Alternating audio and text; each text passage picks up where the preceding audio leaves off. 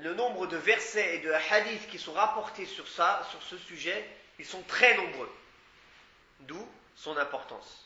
Et c'est pour ça qu'Allah tabaraka wa ta'ala a dit au prophète sallallahu alayhi wa sallam, qui est la meilleure des créatures, il lui a dit وَمِنَ اللَّيْلِ فَتَهَجَّدْ بِهِ نَافِلَةً لَكَ عَسَى أَن يَبْعَثَكَ رَبُّكَ مَقَامًا مَحْمُودًا. Et de la nuit, prisant une partie qui est surrogatoire et spécifiquement à toi, sûrement Allah va te ressusciter à une place honorable. C'est-à-dire, il a dit au prophète sallallahu alayhi wa sallam, le sous-entendu du verset, si tu veux être ressuscité à une place honorable, prie la nuit. Allah tabaraka wa ta'ala, en parlant de la prière de nuit, a dit لَيْسُوا سَوَاءً مِنْ أَهْلِ الْكِتَابِ أُمَّةٌ قَائِمَةٌ يَتْلُونَ آيَاتِ اللَّهِ آنَاءَ اللَّيْلِ وَهُمْ يَسْجُدُونَ. Ils ne sont pas pareils.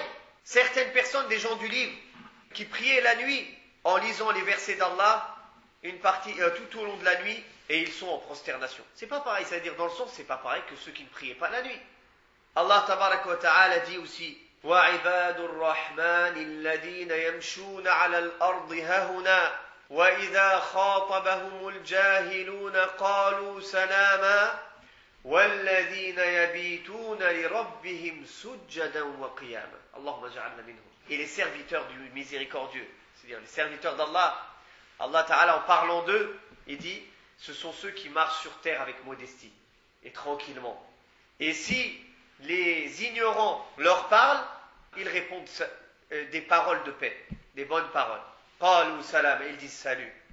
Ceux qui passent la nuit pour leur Seigneur en prosternation et debout. Voilà les serviteurs du miséricordieux. Allahumma ja'alna minhum. Et Allah tabarak wa ta'ala a dit Ya ayyuhal muzammil, qumil layla illa qalila, nisfahu aw inqus minhu qalila, aw zid alayhi wa rattilil Qur'ana tartila. Il a dit, ô toi l'enveloppé, il parle au prophète sallallahu alayhi wa sallam, lève-toi la nuit, ne serait-ce que peu, la moitié, ou bien en diminuant un peu, ou rajoutant un peu, et lis le Coran d'une manière claire et posément. Allah tabaraka wa ta'ala dit aussi, وَذْكُرِ اسْمَ رَبِّكَ بُكْرَةً وَأَصِيلًا وَمِنَ اللَّيْلِ فَاسْجُدْ لَهُ وَسَبِّحْهُ لَيْلًا طَوِيلًا. Et évoque le nom de ton Seigneur au début de la journée et à sa fin, et dans la nuit, prosterne-toi pour lui et glorifie son nom tout au long de la nuit. Allah tabaraka wa ta'ala a dit aussi en parlant de la prière de nuit Amman huwa qanitun ana al-layli sajidan wa qa'iman yahdharu al-akhirata wa yarju rahmata rabbih qul hal yastawi alladhina ya'lamuna walladhina la ya'lamun innama yatadhakkaru ulul albab. Allah ta'ala dit, est-ce que celui qui est en dévotion tout au long de la nuit, prosterné, debout, il a peur du châtiment de l'au-delà et il espère la miséricorde de son Seigneur, dit, est-ce que ceux qui savent et ceux qui ne savent pas sont pareils? Ne se rappellent que ceux qui sont doués de raison. C'est-à-dire celui-là, il sait, il a compris l'importance, il s'est levé la nuit.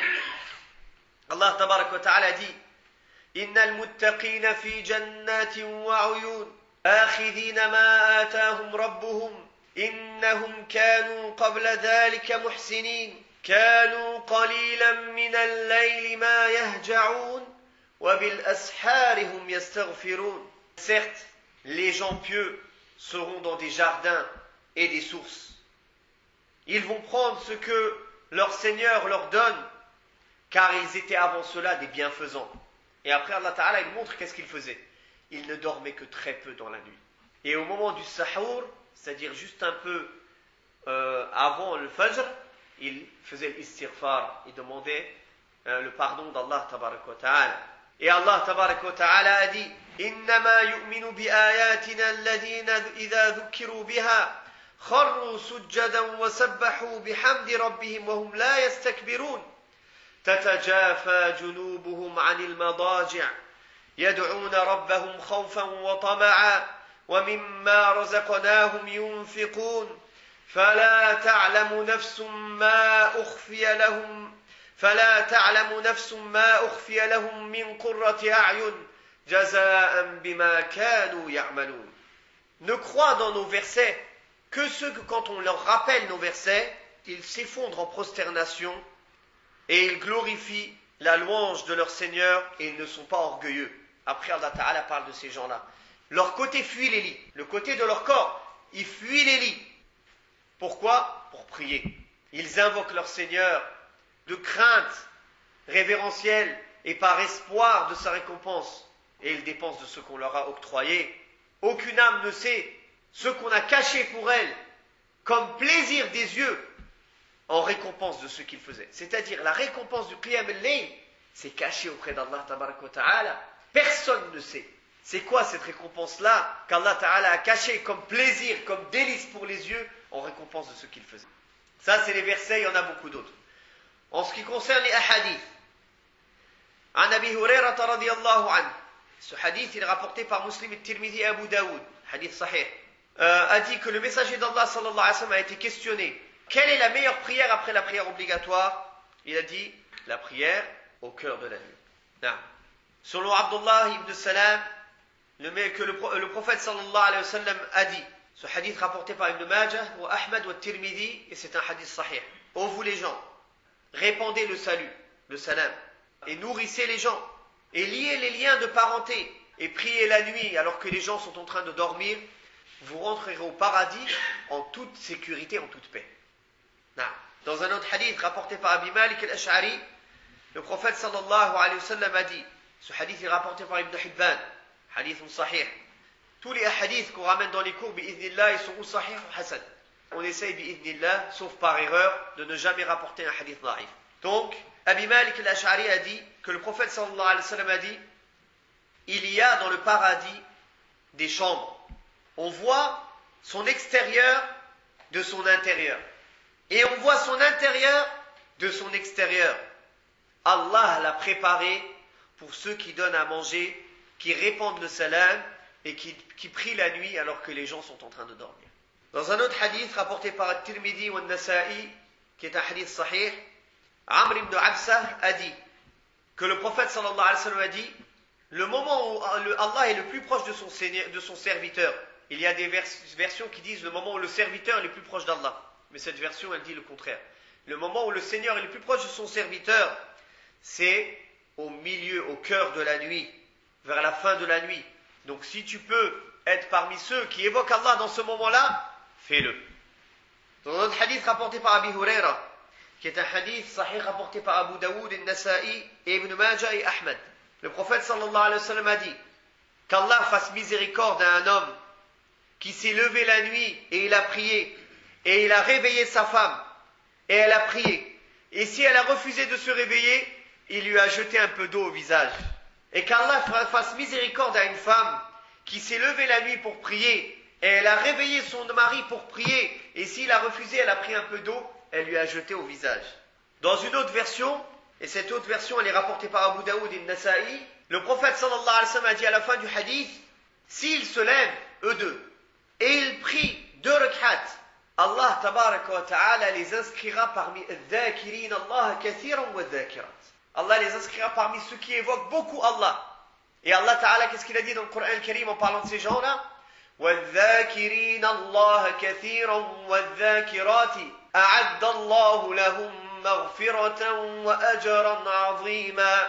Allah leur a préparé un pardon et une grande récompense. Imagine-toi, ya Akhil Karim, c'est une promesse d'Allah qu'Allah te pardonnera. Qui n'a pas besoin de cette promesse? C'est-à-dire Allah Ta'ala t'a promis de te pardonner tes manquements, certains de tes péchés. Qui n'a pas besoin de cette promesse? Et une grande récompense. La personne avec sa femme, ils se lèvent, ils font 2 rak'at dans la nuit, ils se recouchent pour gagner cette récompense-là. Qu'est-ce que c'est facile? C'est facile pour celui à qui Allah a facilité.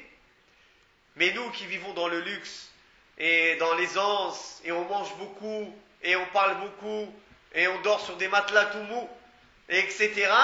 Et on a un corps fatigué, n'importe quelle maladie, ça nous met à plat. C'est normal que, non, il n'y a pas le baraka.